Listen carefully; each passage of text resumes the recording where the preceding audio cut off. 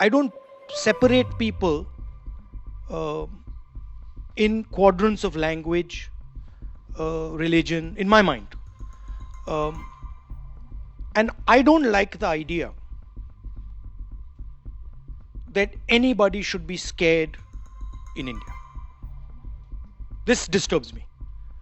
So when the minority community feels scared in India, or the Dalit community feels scared in India, or the tribal community feels scared in India, or a woman who's walking outside at nights feels scared in India, I don't like that, right? And this is not just me speaking. I mean, I travel around the country. This is what everybody says to me, right?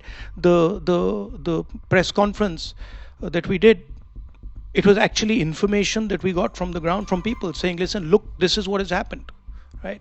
So that's where it comes. That as far as the elections are concerned. Um, on the question of jobs, there is only one way that you can produce jobs at scale for a country like India, and that is manufacturing, right? And what we've done in India and what the BJP has done, they've completely disincentivized manufacturing. When they concentrate power into the hands of, you know, 3 or 4 oligarchs, the Ambanis and Adanis of the world, these are not guys who are interested in manufacturing. If you look at what they do, they're trading companies, they're not producing companies, right? And essentially, most of them are selling Chinese product in India. In fact, just before coming to Hertie, my last assignment was working with the Congress, and it was the Karnataka elections, which the Congress did turn around and emerged victorious. Why do you think you've not been able to replicate that in any of the other states? That is the first question. Second question, I would just keep it very short. If you come to power, how would you create jobs? It's the thing on everybody of our minds. So there are, I mean, we have been able to replicate it. We've won election in Telangana. We've won election in Himachal Pradesh. We've been raising issues as far as the fairness of elections in India is concerned. I've done press conferences where we have clearly shown, without shadow of a doubt, that we won the Haryana election.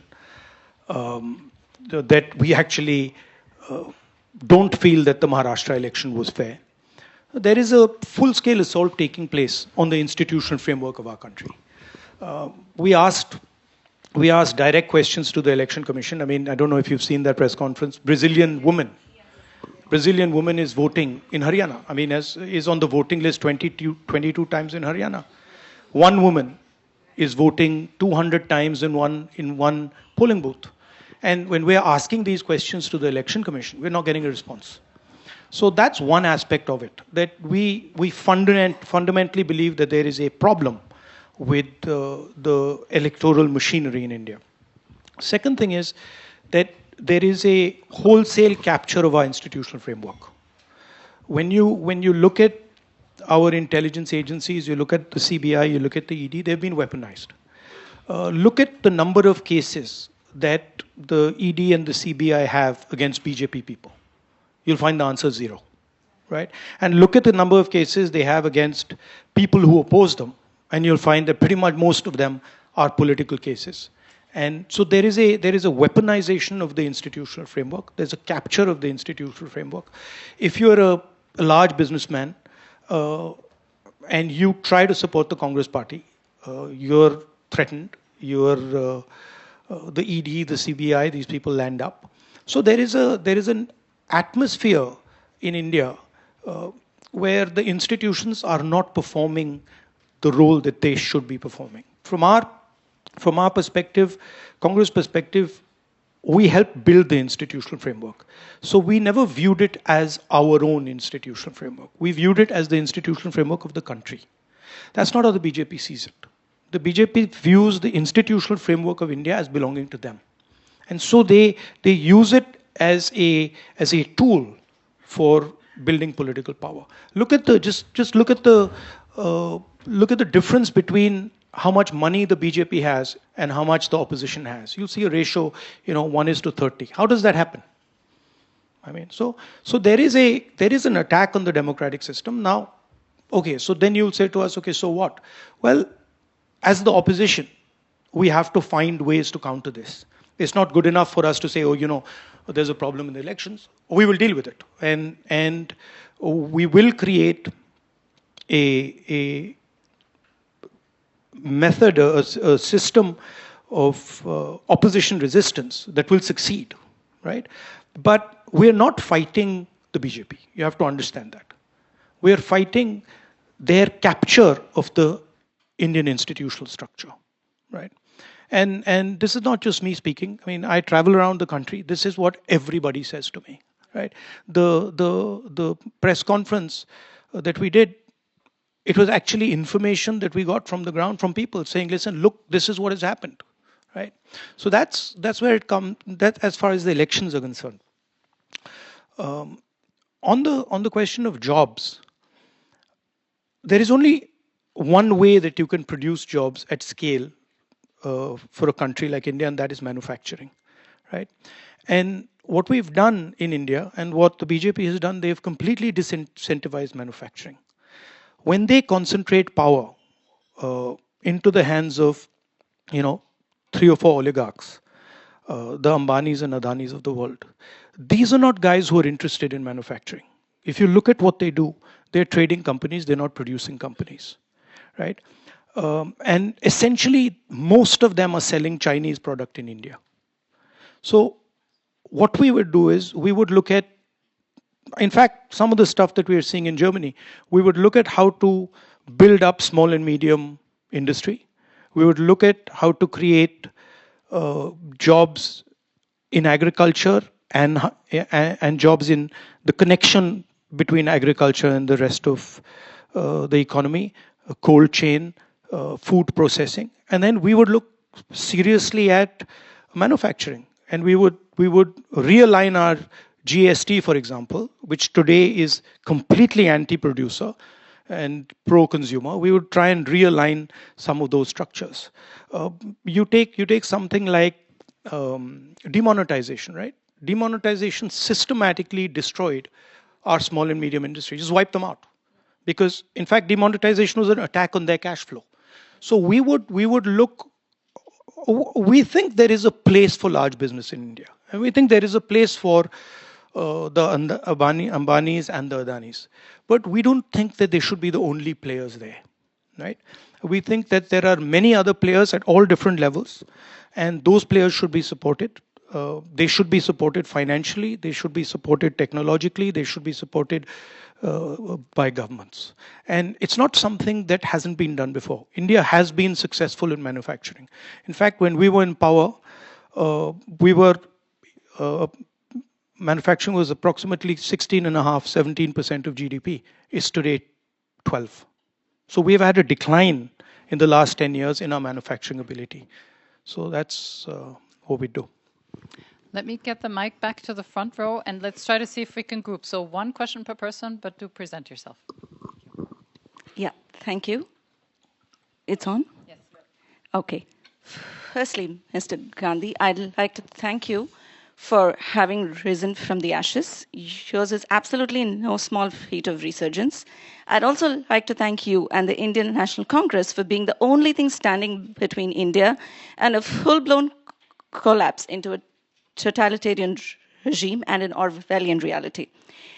In the existing political miasma of disinformation and lies, and every institution once held sacrosanct, absolutely jeopardized and plundered, you've chosen to bring a certain truth and a certain basic humane dignity into the fight, into the war, actually. Where does this resilience actually come from? How do you keep walking?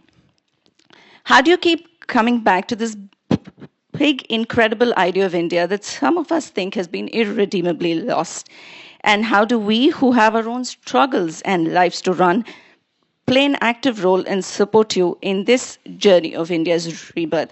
I'm Aishwarya Sampath. I come from the Dravidian state of Tamil Nadu, which holds the uncontested position of acceding 0 seats to a certain someone who shall not be named. Thank you.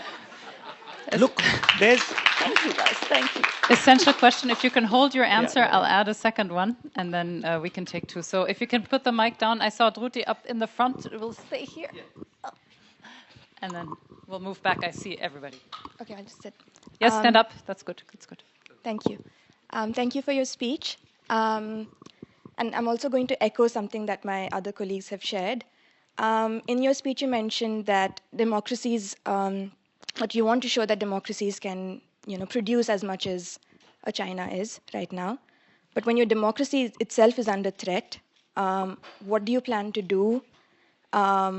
We saw something happen last year with the India alliance, but there hasn't been as much of a rigor in bringing the left together, the political left at least, within India. What do you plan to do right now? How do you plan to encourage new young political leaders? What's going on actually is a fight between two visions of India. And it's not me who's walking or me who's doing it. There are millions of people in India who have a completely different vision of India than the government of India, than the RSS. And this is not a new thing. This is not something that has started 10 years ago or 15 years ago. There have always been two visions of India. There has been, in Indian history, throughout Indian history, the democratic impulse, conversations between people, decisions through consensus, and there has also been the idea of a king, right? And essentially, that's the fight taking place. Are you going to be ruled by one person, by the whims of one person? Or are you going to be ruled by a conversation?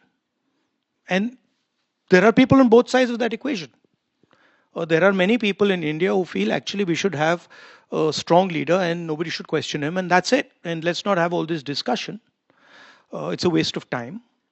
And then there is the other side that says, listen, India is actually too complex, too diverse, speaks too many languages, has too many different ideas for one person to decide its future. And actually, India should be a conversation between its states. If you read our constitution, it says India is a union of states. Now, she's saying that she's Dravidian, she's Tamil. This is a particular vision of the world. It is a different vision than, say, the vision of the people in Uttar Pradesh. She speaks Tamil, her history is Tamil, her entire thought system is fundamentally different than, say, the people of Uttar Pradesh or the people of Bihar or the people of Nagaland. So what we are saying is she should have a voice. And we are saying that, in fact, as many different cultures, different ideas should have a voice. And we have shown since 1947 that we can actually do it. That we can actually have a conversation. It's messy. It's not, it doesn't look neat. It's messy. It sort of creates tension sometimes. People get irritated sometimes. But we've been pretty successful at doing it. Now there's a new model which says, actually, we don't want to have this conversation. We're going to decide everything. And we know better than what the people of India know. And that's where I have a problem. Because for me, India is its people. And there is nobody who knows better for what India needs than the people of India. On the India alliance thing, see, you tend to see the alliance building up when an election comes. Look at it slightly differently. All the parties of the India alliance do not agree with the basic ideology of the RSS. That's the point, right? And you can ask any of them. None of them will tell you that actually we believe in the ideological position of the RSS. So we are very much united on that question. But we have tactical contests that take place, and we will continue to have them. But you will see that when it comes to the opposition requiring unity, and you see it every day in Parliament, for example, we are very united, and we will contest the BJP on laws that we disagree with. It's a deeper battle now than simply elections. Now we are fighting a battle for an alternate vision of India. This is what the BJP is proposing, is essentially the elimination of the constitution, elimination of the idea of equality between states, elimination of the idea of equality between languages and religions, elimination of the idea of the central core of the constitution, which is that every individual should have the same value. So when for example, we see a BJP leader voting in Uttar Pradesh and then voting again in the Haryana election, what the BJP is saying is this guy is worth two people. Or when you have one woman who votes 200 times in a polling booth in Haryana, what the BJP is saying is this woman has 200 times the value of a normal Indian. That's our problem. Right? So even when I talk about the attack on the voting system, the reason they're attacking the voting system is they fundamentally don't believe that every Indian is equal. In their mind, and I've spoken to them, I know them, I talk to them. In their mind, there is no way a Dalit person is the same as an upper caste person. They can't even compute that. Right? And that's to me the real revolution in India in 1947. That we said that actually every language, every religion, every idea in India is equal. And if you think about it, without dissing the Europeans, no, seriously, sometimes they come to me and so they're struggling to build an economic union, okay? We built an economic union and a political union in 1947. And we've run it just fine. Right? So, Indian people do not appreciate what actually India has achieved. To have an economic and political union of 1.4 billion people. That's, imagine, what is it, 3 Europes? It's 3 Europes, right? 4 Europes almost now. So imagine 4 Europes, and we've gone and built an economic and political union based on the constitution. That's the scale of what India has done.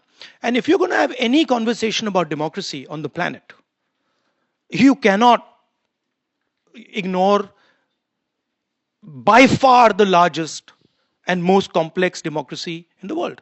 And that's why I say that democracy, Indian democracy, is actually a global public good. It's not just an Indian asset, it's a global asset. You imagine, when I'm talking about attack on the Indian democratic system, I don't say it, but it's actually an attack not just on the Indian democratic system, it's an attack on the global democratic system. Because if you were to remove India as a democracy, if you were to remove 1.5 billion people from the democratic side, that's a huge dent on global democracy. So that's why I say that it's very important for Indian people, especially, to ensure that they protect this really valuable resource. Thank you. And I hear there's hope for the European Union. So the mic is in the front, but we will move all the way to the back afterwards. 2 questions in a row, maybe 3 actually, because I see that the room is full. Please present yourself and ask your question. Hello, Rahul. I'm Sucharita. And what you are saying is very correct. My question to you is that your family has been, we really owe a lot as Indians to your family, from Nehru ji till your father, Mr. Rajiv Gandhi. And I don't say them late because I believe these people, they never go. They still stay till the human being are there. So my question to you is, so right now we face a problem of EVM because EVM is eroding away the very fabric of democracy. What you said is very correct. People are scared to vote because they know that they will not be getting what they are voting. So as a leader and a very good human being, will you be able to completely scrap this EVM and we go back to paper wallets? I've been saying it. I think most opposition people would agree with you. You know, on the you on the you owe my family. No, I don't see it like that. See, I think uh, we're we just represent the voice of people. You know, um, whether it's my great grandfather or my grandmother, um, they just represented the voice of people, and they, because they represented the voice of people, they got love and affection from people, and they were able to do what they did. So actually, if anything is to be owed, it is to be owed to the people of India, not the other way around. I mean, that's fine. That's true. But look, we cannot. There is a number of people in India who support Mr. Modi, and we cannot get away from that fact. But we do not. A lot of us do not agree with his ideology. We do not agree with the vision of India that he has. We think that the vision will fail. We think that the vision has tremendous problems, will create massive tension in India, will make Indian people fight with each other. So we will fight it, right? And it's a clash between two visions of India. Thank you. Teja, present yourself and ask one question. Hi, Mr. Gandhi. Thank you so much for this speech. I want to pivot a little bit away from the democracy questions that we've gotten till now, and I want to go back to your speech. You've talked a lot about production and how it's important to give jobs, but I wanted to take a step forward and look at the environment of India. And the complex of environmental governance we've seen from the Modi government, from the Nicobar to the Aravallis recently, and with the intense amounts of air quality pollution in New Delhi. What you're saying adds a humongous amount to the air pollution and to the pollution, to the environmental production of India. And it's going to only make it worse. So I wanted to place your plans within the environmental capacities of India and what we can do. And also, I want you to contextualize your plans within Congress's current governance structure and what your plans are given India's environmental output. This is the expression I hear from many people I meet, right? Every time someone says to me, listen, I don't have a job, right? They're expressing to me the idea that the state needs to figure out a way to give them a future. Okay? There is no contradiction between producing and pollution. Fundamentally depends on the type of fuel you use, on the type of energy you use, and your strategy on how you are going to fuel that production, right? Also, there are all different types of production. There is agricultural production, there is handicrafts, there's a huge set of different types of activities that you can do and you can choose to do. You can choose to do those which are very polluting. You can choose to do those which are not that polluting. If you look at our pollution problem in our cities, right? A lot of these problems can actually be solved with correct government intervention. There's essentially Delhi is being polluted because of industry that is sitting right outside Delhi. You start to regulate that industry, you start to transform the way they work, you'll start improving the pollution in Delhi. Thank you. Let's move to the left side of the room and stay somewhere in the back and then maybe move back to the front. By the way, Actually, just as an aside, Germany produces, right? There's a lot of production taking place in Germany, but the air looks pretty clean to me. So, right? So this is the idea that if you produce, you have to, have pollution there. Yes, to an extent it's true, but there are many things that you can do to ensure that you're producing and damaging the environment less. I'm not very good at grouping questions, but let's try again. One short question, present yourself, and then we'll take one from the very left end of my side. Thank you for being here. I'm David. I come from a region that had a painful coal exit in Germany in the 70s. And you talk a lot about energy transition. So my question is, how do you navigate the dialogue around climate change? We have the historical responsibility that lies with Europe and the US, but that moral superiority stands vis-a-vis very practical considerations of we need to get places in terms of climate mitigation, right?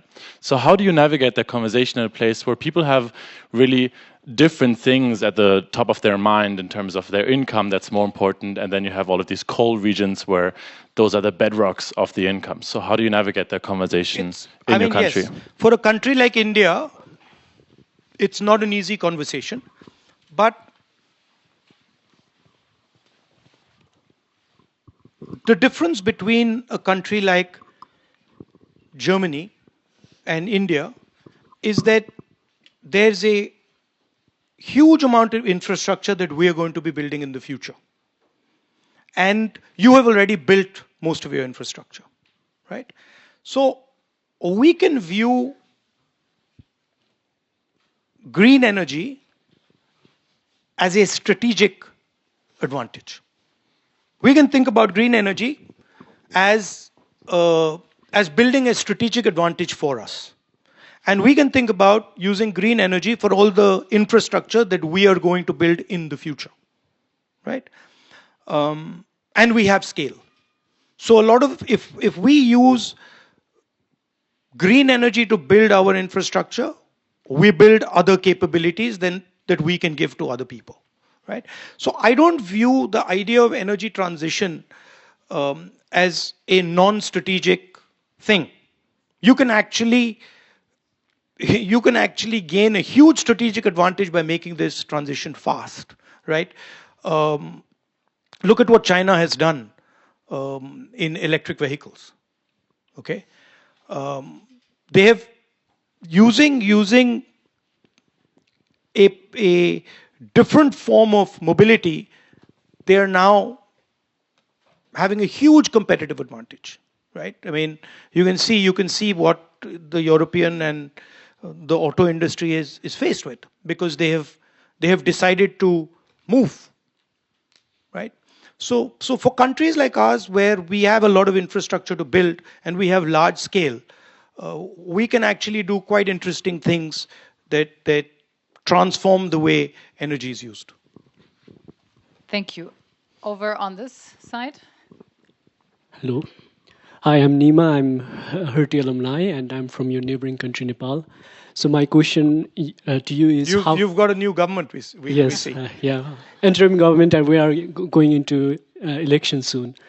So my question... How's that going? So far, it's going good. We are at least in a good pace, but I don't know like how the future looks like. There are so many external actors playing around, so which we are... Who are the external actors? Like there are, especially like it's the Gen Z that they call, but even a lot of Gen Zs are divided. Right. So there are every podcast and every interview is coming from different Gen Z groups. So we are a bit concerned about that, but hopefully everything turns out well. So my question is also kind of revolving around that area, like in this day and age of algorithmic divided world and driven world, what advice do you want to give to emerging leaders who are more tempted towards adopting more populist way of strategy to mobilize their support and like campaigns? How can leaders can adopt more radical listening and then be more like kind to and empathetic towards each other rather than being divided? So that's my question. Uh, what's your time frame? Yeah, what's your time? Like, what time frame are you thinking about? Like, are you thinking about a 3-year time frame? Or are you thinking about a 6-year time frame? Or are you thinking about a 20-year time frame? Because the answer would be different. Long term. Then, if you're not in a hurry, this is a problem. When a lot of guys come like this, um, and they don't actually understand, not you, but they don't actually understand what it takes to do politics. Okay, it's not a fun thing. It really isn't a fun thing. Okay, so the short-term guys will come in and say, I want to do this. They'll identify a problem. Maybe they'll say, I want to be a member of parliament. And then they will go in and they will work on becoming a member of parliament. Right? So that's what I mean when I say short term. Now, that's a totally different idea. And you can do that. And a lot of people do that, right? That's somehow for me that wasn't interesting. So then there's another system. And the other system is you go into yourself and you say, okay, what is the thing that I will defend? No matter what happens. The one thing or the two things that I will defend. And then you defend those things, whatever it is.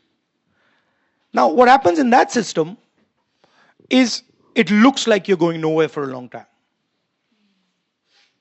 And people will say, this guy's crazy, normally. But after some time, you start to get traction. So it's like, you know how compounding works? You know how compounding works? It's like that. So when you start compounding, you can't really see anything. And then you're like, this doesn't work, this doesn't work, this doesn't work. And then suddenly the thing starts to move. So I had a thing in my mind when I was your age, which was that,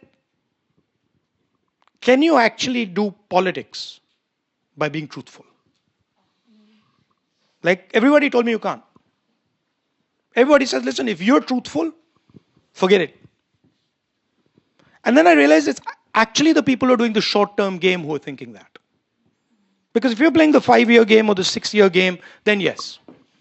If you're truthful to somebody and he's going to decide whether you're MP or not, you're not becoming MP, right? But if you're thinking longer term, then the truthful stuff becomes gold. Then it really starts to work. So there are these two types of politicians. One who compounds trust. And it's quite fascinating what starts to happen when you do it seriously. It's actually mind-blowing. Right? It takes a long time, and people think you're crazy. People really think this guy is nuts. But after some time, the thing starts to work. Like, I'll go to restaurants, and people I don't know will say to me, we love you. Just like that. Right? And I discovered this. I'm still answering your question, by the way. And I discovered this, which is that I used to start the thing as a politician, or maybe when you're doing public policy, you enter the room and you say, I know what has to be done. Right? And actually, that's completely the wrong thing. the best thing to do is when you enter a room with 5-7 other people, you say, I actually don't know what needs to be done, and I'm going to listen to what they think needs to be done. And so you move from this thing of talking to yourself and building a little theory of the world in your mind and then trying to run it, to suddenly going quiet and listening to what is this guy now going to say. And then suddenly you start to see that, wow, I had no idea the level of understanding this farmer has.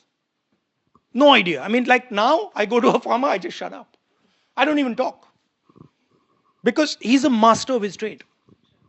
And anything I tell him about what he does is actually meaningless. So to me, it becomes, once you say, okay, listen, I'm going to go down the trust route, then the next automatic step has to be, I'm going to go down the listening route. Because if I'm going to build trust with Sam and I don't listen to him, that's not happening. So that, to me, if you're serious about politics, that's where the real players are playing. If you're not serious, then do the 5-year thing, 7-year thing, 10-year thing. Maybe you'll succeed, maybe you'll burn out, but you won't enjoy yourself. Okay. Hi, Rahulji. My name is Gayatri Shezwar, and I come from the state of Maharashtra, which has a rich history of resistance and currently a lot of anger with the way the state politics has been butchered. But since we are talking about learning to listen in a noisy world, in this time of total ideological and institutional capture by the ruling government, are we already beyond the point of no return when it comes to listening in the context of democracy and democratic processes? And as my friend Aishwarya put it very well, a lot of us who do not recognize the country that we grew up in anymore, we feel like you're kind of the only thing that's standing in between, like that democracy that we knew and this really dystopian reality. So, well, no pressure. But my point is, everything seems like noise. Where is the hope? No. See, in the beginning I said, look, we had a model that worked for us from 1990 to, I'd say, 2012, 13. What Prime Minister Modi and the BJP and the RSS have done is they've extended that model. So if you look at what they're doing, they have essentially taken the economic ideas of Manmohan Singh and taken them right to the extreme, right? Where we wouldn't take them and we wouldn't allow them to go. But what one has to realize is that the model has collapsed. And the entire conversation that is taking place now, including this conversation, is about what does the next model of Indian growth look like? What does that basic architecture look like? I can tell you already that what Mr. Modi is trying to do economically reached the end of its possibilities about 4 to 5 years ago. It's jammed. It cannot go further. He's got a problem because he's tied himself to 2 or 3 people who are not going to let it reverse. Right? So even if he decides now that he wants to build a different type of model, he can't do it. He's stuck. Because he's invested too much in the Adanis and the Ambanis of this world. They know, they control him, right? So the real interesting thing for me is what does that new model look like? And what I alluded to here is that it has to have production, right? It has to have a production that occurs in a democratic environment. What he alluded, which broadly I agree with, is it has to have a vision for the environment. It has to have a vision for the weaker sections of society, but the more marginalized sections of society. But it has to create prosperity. It cannot just create prosperity for 10 businessmen or 50 businessmen or 100 businessmen. It won't work. Right? So, all the angst you're feeling is actually the collapse of a model. And the hope is, and in fact, you people are going to help build it. The hope is, okay, so this is not working. What is the next idea? And by the way, don't think India hasn't gone through this. India has gone through this in a much bigger way before. Right? If you imagine what we did in 1947, it was a much bigger transition than is taking place today. I'm not, devoid of hope. I'm actually quite excited about what this thing looks like 5 years, 10 years into the future. And I'm interested in understanding what the different stakeholders feel about it. Right? So I'm interested in understanding what students feel about where our education system should go. So you shouldn't, and you come from the state. From the state where the core of the resistance to the RSS idea comes. So you are right there, You're where the battlefield is. So the mic is over here. We'll take one more and then two questions in the middle because we also have to watch time. Go ahead. May I use my mic runner privileges to plug in a question of my own, if that's okay? Hello, Mr. Gandhi. Thank you for being here today. My name is Michelle. I'm an MPP student. A lot of us here have worked in the policy environment in India.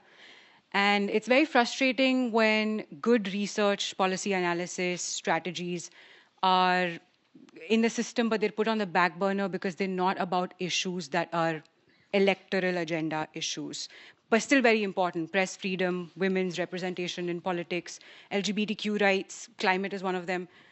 So as future policymakers and as citizens, my question is, do we just have to make peace with the fact that these issues will forever be back burner issues, and perhaps if there is space in the agenda, they might feature? No, you'd be surprised at the amount of room that exists in our system for non-central issues. But you have to know how to drive them, right? So, for example, there are many such issues that can be driven very easily through Parliament if you get the right set of people interested in the issue, right? You can't ignore the democratic process.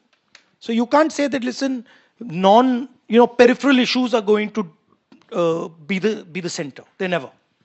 But you can be sensitive to peripheral issues, and you can have a mindset where you say, okay, this is not a central issue, but we'll make it important. For example, in an issue that comes to mind is the tiger. Non-central issue, right? But became a very important issue because of how you framed it, right? So framing is very important, right?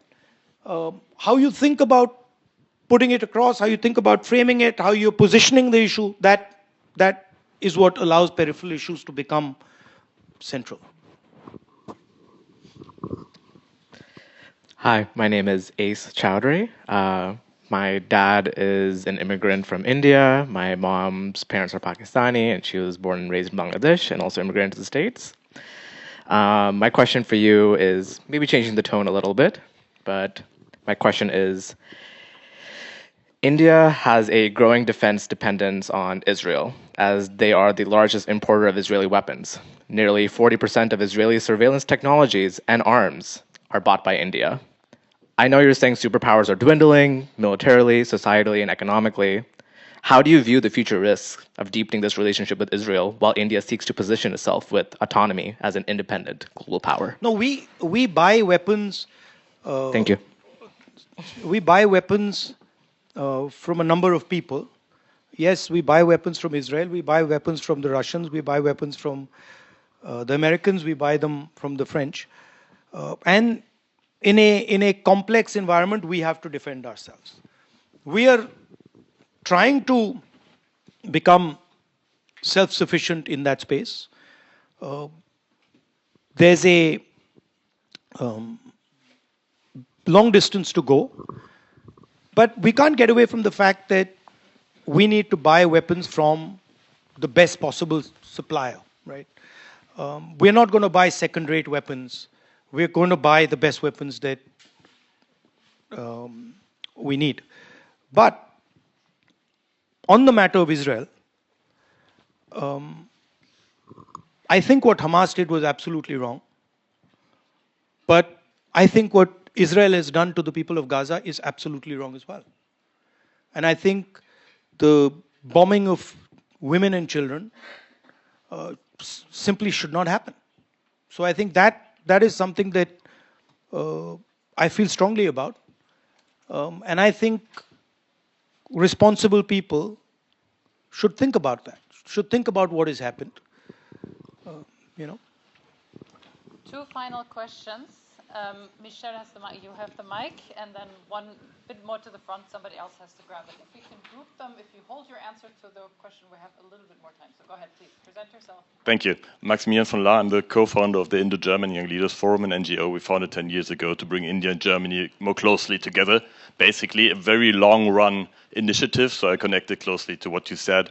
If you want proper results, they will be 10, 20, 30 years down the line. So my question for you is not political, but really targeting the leaders that we are all achieving or trying to be at some point. So is there, with all the experience you had in meeting leaders around the globe, is there any advice that you could give German young leaders learning from India or from Indian leadership experiences and the other way around? Thank you. The visual representation of a leader. If I ask you, can you visually, imagine a leader with people? What you see is a guy walking in front and a whole bunch of people walking behind, right? Right? My visual representation is walking behind them. So I really liked a Taoist quote I read once, which I don't remember the exact quote, but basically it says that nobody hears or sees the work of a leader. And once it's done, they think they did it themselves. Right? So to me, a leader's much more about connection, about empathy, about listening, than about getting people to follow you. The following happens as a result of the listening and the empathy. And the following is almost a byproduct.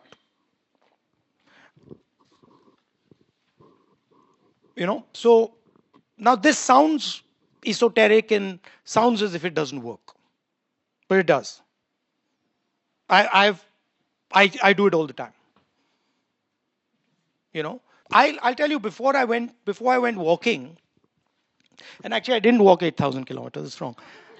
I walked 4,000 kilometers from north to south, but then the one that went from east to west was a little bit of walking, but a lot of car.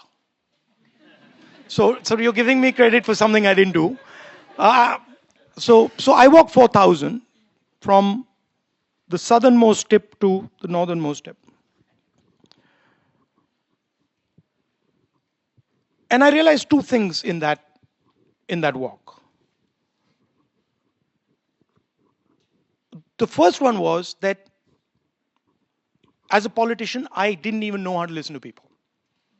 Like I didn't even begin to understand what it means to listen to people. Because I was always ready to, you're a politician, you want to tell people what you think. You already assume that I know better and I'm going to tell you what to think. This is the model. It's a model of all modern politicians.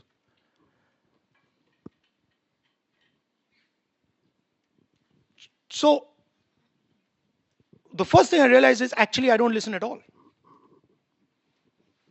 And listening, by the way, includes listening is not talking to yourself while the other person is talking. You know what I mean? Where I'm listening to you and then I'm saying, yeah, okay, she's wearing a red shirt and all that. That's not listening. Listening is silence in your mind when the other person is talking. That you're looking and you're silent and there's nothing going on. And you're looking at what they're saying. You're looking at the way they're expressing themselves. You're looking at the tightness in their body.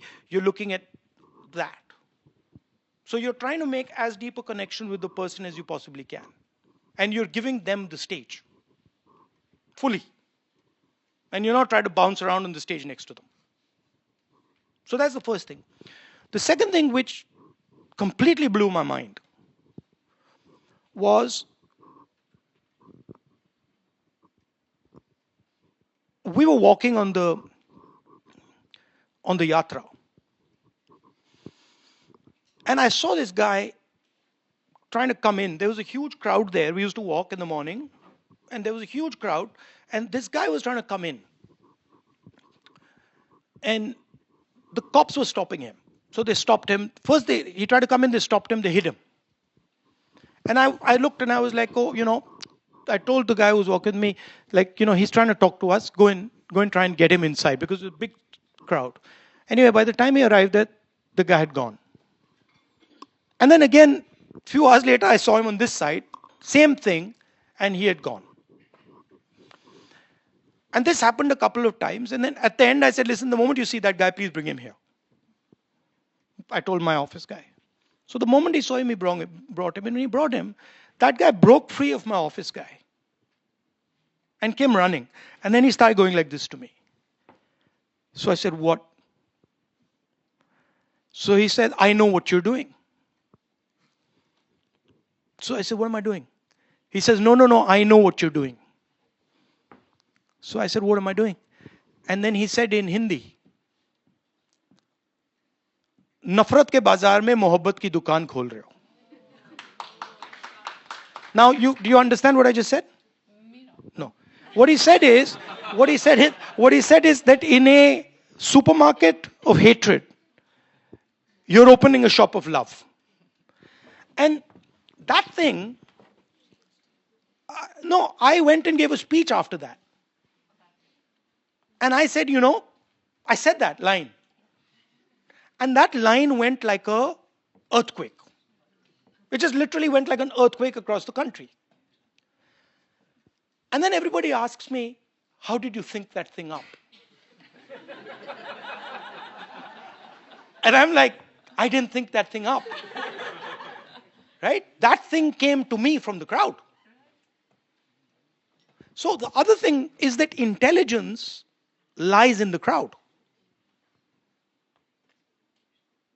And you got to go listen for it.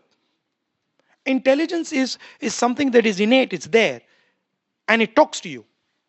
And then I realized that whole yatra, it was talking to me. Not as an individual. It was talking as an individual. But it was talking as a group. That statement that guy made was not an individual statement. It was a statement that was in the mind of thousands of people. He just expressed it. So then I started to notice that this crowd is talking to me. Not as an individual person, but as an organism. So those were the two learnings that completely transformed the way I think about this. And I think those are central to leadership. I'm sitting with this group of people. There's an individual intelligence in you. There's also a connected intelligence in you. That comes with your particular experience. I have to pay attention to both.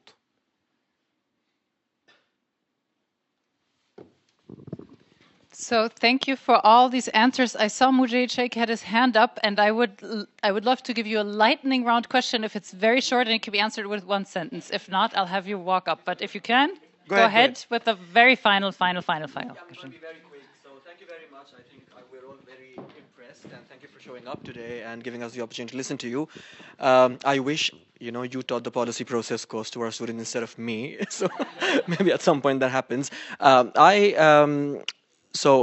I don't say this often, but my Dad is a rickshaw driver, was a rickshaw driver in India, so I've broken that socioeconomic barrier to be here in Germany today as a professor at this place.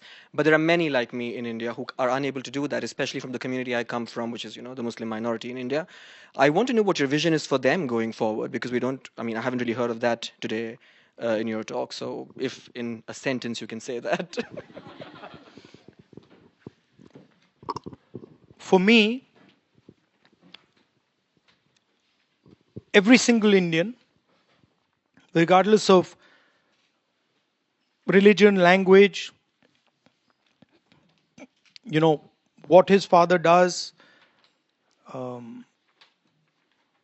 should have the freedom to have a vision of his own life and should be able to express that vision and act on that vision. I don't separate people